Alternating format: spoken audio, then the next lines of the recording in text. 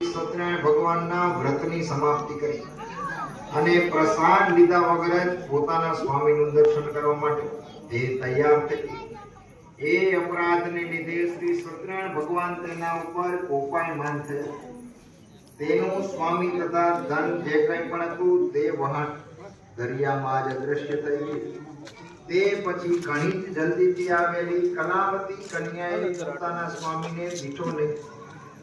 એ ઉપરથી તેને એટલું બધું દુઃખ અને શોક થયો કે જેમ પવનથી કેળનું ઝાડ એકદમ ભૂમિ પર પડે છે તેમ એકાએક રોતી રોતી તે જમીન ઉપર પડી ગઈ છે। આ રીતે વહાણી અને કન્યાની પરિસ્થિતિ જોઈ।